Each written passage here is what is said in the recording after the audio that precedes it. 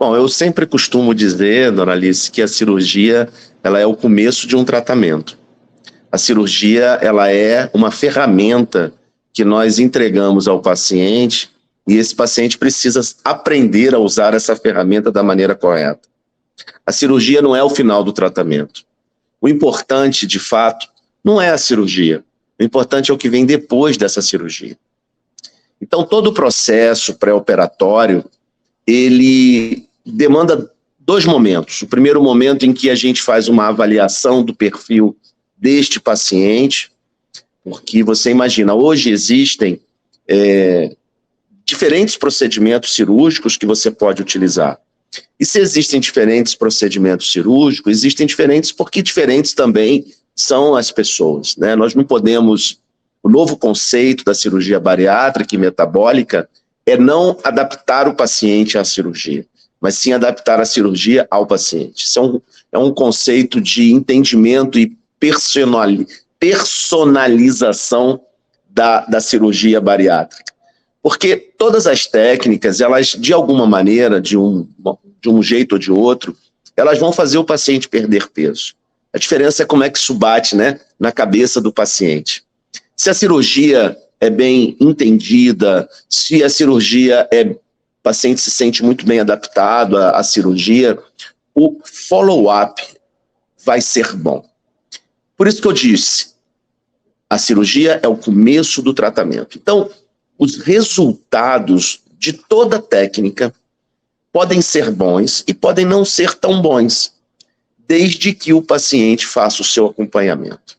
O acompanhamento da cirurgia, o acompanhamento com a equipe multidisciplinar, o acompanhamento com o clínico, endócrino, nutricionista, nutrólogo, seja o profissional, o cirurgião, enfim, psicólogo, tudo isso faz parte do contexto do tratamento. Se o paciente faz um bom acompanhamento, esse paciente ele apresenta índices de sucesso acima de 90%. 95%, 93%. Se o paciente não apresenta, não faz acompanhamento, os resultados caem para 70%. Então, veja só que o sucesso da cirurgia depende muito, primeiro, do acompanhamento do paciente, do compromisso desse paciente, do comprometimento desse paciente e do entendimento precoce das alterações que o paciente pode apresentar ao longo do processo. Nós temos que entender que obesidade, como muito bem falou o Guilherme no início, é uma doença. É uma doença metabólica, é uma doença de caráter genético, é uma doença multifatorial e é uma doença que não tem cura, mas é uma doença que tem controle. E esse controle ele deve ser exercido, deve ser entendido como um controle mantido, ou seja, não pode operar e ir embora. Então, os meus resultados, eles são muito bons quando o paciente faz um bom acompanhamento. Se o paciente faz um bom acompanhamento, o médico ele pode usar todos os recursos existentes hoje.